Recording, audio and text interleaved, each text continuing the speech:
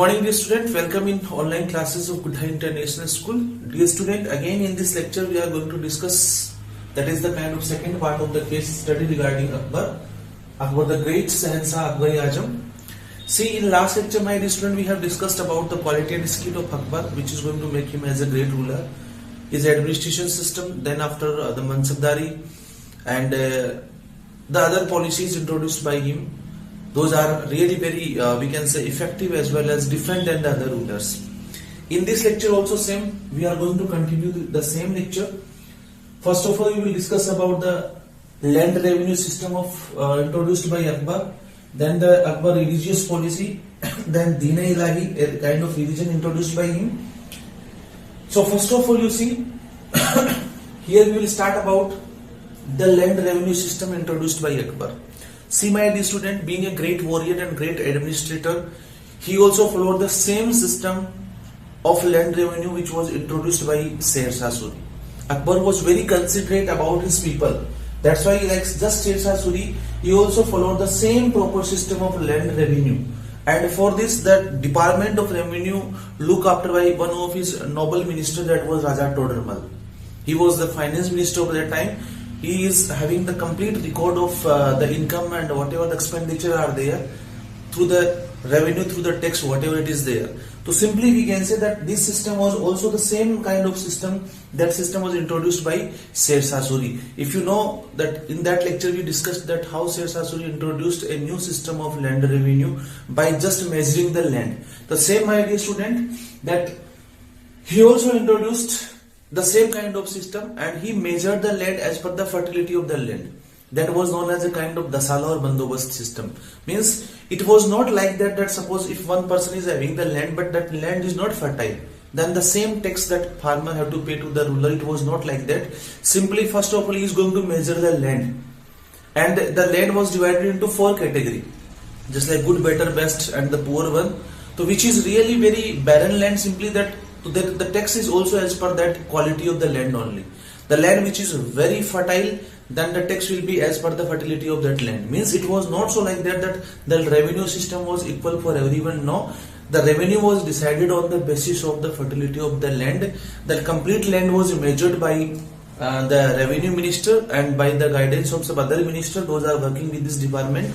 They are going to check the fertility. They are going to measure the land, and then they divided it into 4 categories. So the tax was also as per the category of the land. Number 1. Number 2, this system was measuring of land was known as dasala or bandobast system. Third thing was there that the farmers, okay, simply we can say that they have to pay this tax that was 1/3 of the total production, and the tax was decided on the basis of the production of last 10 years. That from last 10 years how the production is going on. So they are going to take the kind of average of last 10 years, that yes, this high yielding produce is there, then they are going to take the average, and then the tax will be as per the average of last 10 years and what was the price of the particular crop from the last 10 years. It was not so that they are going to fix it and then they have to pay, just like in last chapter we have discussed that how Britishers they are going to fix a tax. Even the crop failure, then also they have to pay the tax. It was not like this. It was not like that. Simply we can say that the Akbar is there now, he is going to measure the land, and after that the land was decided and categorized into 4 categories. The tax was decided on the basis of the production of last 10 years and what was the price for the particular crop from last 10 years, and it was 1/3 of the total produce. It was not half, 1/3 of the total produce we can say. And this new land revenue system was there, that was known as Japt. That was known as a Japt. So this system was also the very special system that was followed by Akbar related to the land revenue system, by which the farmers they have to pay the tax to the ruler. They can pay the tax in cash or kind. So I hope you understood. Again I am repeating it, that the main chief, the revenue official was Raja Todermal, and they are going to measure the land into 4 categories as per the fertility of the particular land. The tax was decided by the average of last 10 year production and the last 10 year what was the price of particular crop, and this new system was known as Japt, and 1/3 was the tax of the total produce. So land revenue system is clear to you? Okay, next you see, my dear student, religious policy. See, Religious policy means the policy related to religion. The policy related to religion. And about Akbar, you know very well that he was the only one Muslim ruler who was totally secular. Means in the eyes of Akbar, all religions are equal. He is not going to set any kind of discrimination on the basis of religion, that he is Hindu and she is Parsi, that is Jaini, and that particular one is of Rajput. No, these kind of discriminations were there. No, they are not. We can say followed by him. Simply he was totally secular, and that's why he adapted and followed a new policy of religious tolerance, which was really, my dear student, an essential condition for the nation building. Yes, that if you want to build a strong nation, then first of all we should go with the policy of secularism. Because if there is a kind of discrimination, then definitely that nation building is not there. Simply we should be secular, then only we should be live in a kind of unity. And that same method was followed by him, that he want to unite all the people of different religion. That's why he always believed that they should be allowed to perfect freedom in matters of faith and worship. That if an individual is having the faith in individual God and in individual goddess, simply they are free to follow their religion. They are free to pass their own religion. There is no any kind of foundation and condition that if they are living in the kind of Muslim dynasty, then they have to go for Islam, they have to go for the namaz. No, these kind of conditions were not there. He believed in one thing only, that if anyone want to believe in any of particular religion, in any the God and goddess, he have the faith. So they are free to follow, they are free to pass that kind of system. He is not going to interfere in this matter. And that's why in 1563, he abolished the pilgrims tax. Pilgrims tax means a kind of tax for pilgrims. Pilgrims, the people, they are going to visit the holy and pious places. Okay, तीर्थ यात्री जिसको अपन बोलते हैं. तो earlier this system was not there. Means Alauddin Khilji and the Firoz Shah Tughlaq, you have seen, they started this pilgrims tax also. That the pilgrims, they have to they are traveling now from the one place to another. So for this also they have to pay the tax. But my dear student, this tax was abolished by him in 1563. It was also a very great initiative taken by him, because you know very well that the people are maybe Hindu. Most of the pilgrims are the Hindus only. They are moving from one place to another, so they have to pay the tax for this. But Akbar is not going to set any kind of discrimination. He was totally secular. That's why he first abolished this tax. Then after 1564, he abolished the toll tax that was known as jizya tax also. Jizya tax means, my dear student, it was a kind of tax for non-Muslims. Suppose if you are a Hindu and living in a Muslim dynasty, then you have to pay the tax, and that kind of tax was known as jizya tax. So this tax was also abolished by Akbar. Earlier you have seen, started by Alauddin Khilji, but now this tax was abolished by Akbar. Why? Because he said that Hindu and every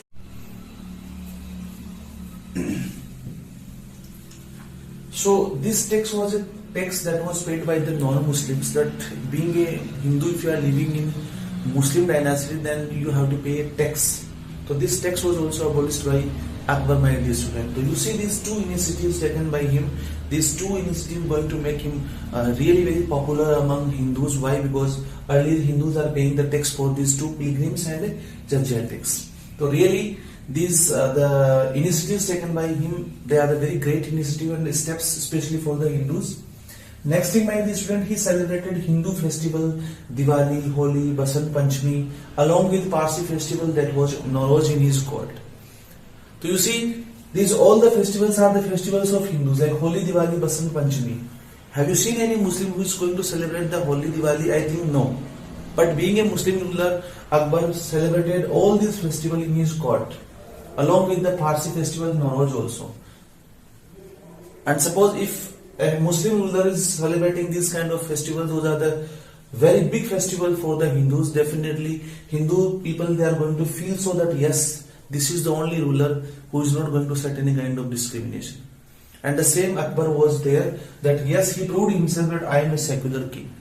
Why? Because he celebrated all these festivals in his court, which is going to make him the great than the other rulers. And all the Hindu people, they became so loyal towards him. Why? Because he shows by celebrating these all festivals that yes, I am the secular, I am not going to set any kind of discrimination on the basis of religion. Not only this, my dear student, next you see he appointed Hindus to public services and important posts. Just like Raja Man Singh was the governor of Bengal, Bihar and Odisha. Todarmal was the Diwan, Birbal was the Wazir in his court. So not only he has given the kind of importance, he has promoted them to a higher post also. That in Akbar court, if you will see that most of the officials are there, they are from the Hindu and Rajput community only. Those are from, and he has given the kind of all these public services to them. So suppose being a Muslim is promoting to Hindus and especially on higher post, on public services post are there, and though there only Hindu and Rajputs are there, it is also shows that this really he is not going to discriminate on the basis of the religion. This secularism was one of the most important policies of his administration, and that developed the idea of Sulh Kul or universal peace, which was a secularism outlook. So simply by celebrating the Hindu festivals, by appointing Hindu officials and Rajput officials on higher post of his kingdom, then after simply we can say the policy which was adopted by him, it was a kind of policy of secularism. And secularism, you know very well, where all the religions are equal. The same, my dear student, in the age of Akbar, all religions are equal. He is not going to do discrimination on the basis of religion. That's why he got one more idea. That was the idea of Sulh Kul, and we can call it universal peace. That the universal peace can be maintained then only when all people we are together. He always tried to unite the people of different religions. That's why his policies and his whatever the things was there, that mental look, that was totally secular in outlook. Next we are going to discuss about Deen-e-Ilahi. First of all, you should know what is Deen-e-Ilahi. It was a kind of religious order, a religious faith introduced by him. First of all, you see that a great change came in the religious policy of Akbar in 1581. Why? Because when he built a very spacious hall at Fatehpur Sikri near Agra. What was the intention behind the building of that spacious hall? This spacious hall was a kind of hall where all people of the different religions, especially the scholar, they can sit together and they can discuss about the different issues of different religion.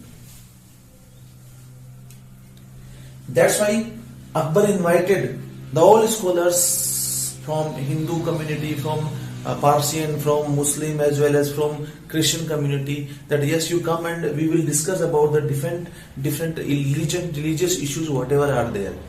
And finally, by sitting that spacious hall that was named by him as the Ibadat Khana. Ibadat Khana means where we can go for Ibadat, prayer or worship. So that Ibadat Khana was there, that was a kind of hall built by him, and this hall was built by him only for a kind of gathering where the all scholars of different religions, they can sit together and they can discuss with the Akbar also. And finally, after a long discussion with the all scholars, Akbar realized only one thing, that yes, all religions are equal and the God is one only. Then after concluding the ethics of all the religions, he introduced a new religious order that was known as Deen-e-Ilahi. So as per Deen-e-Ilahi, it's a kind of new religious order where one should believe in a single God only. That's why Akbar as well as the followers of Deen-e-Ilahi are there, they are going to believe in a single God only, that God is one. Maybe we are calling by the different names. Number two, my dear student, he is not going to force anyone to join this new religious order. There is no any kind of any idol worship, no any kind of particular rule and regulation for Deen-e-Ilahi, no any kind of worship, no any particular dogmas. It was a kind of a order which is to promote the brotherhood, to promote the unity. Okay, so this religious order was there, that was introduced by him after the concluding all the talking with the scholars, and finally reaches on one decision that yes, really almost all the religious orders are the same only and God is one.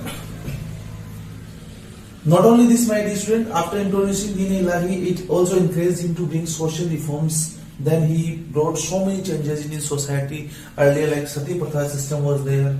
Sati, you know well that when women lost her husband, then she had to sit on funeral pyre. Okay, so this was a kind of very big social evil at that time. So this Sati Pratha system was also abolished by him. He also forbade the marriages between near relatives. That at that time the near relatives are going to marry with each other. Even they are not going to think that yes, he is my brother and sister. So that kind of system was also established, stopped and abolished by him. He discouraged the excessive drinking and use of intoxicants. That the drunkards are there na, for that kind of people. Some rules and regulations are there introduced by him. He led punishment for the female infanticide. That if anyone found to kill any girl child, then they will be given the kind of punishment. Such some rule and regulation introduced by him. Like earlier they want only boy. If a girl child is there, then they wanna kill her by any means. If it is in womb of the mother, and then they are killing, that is forticide, and after the birth of girl child they are killing, that is infanticide.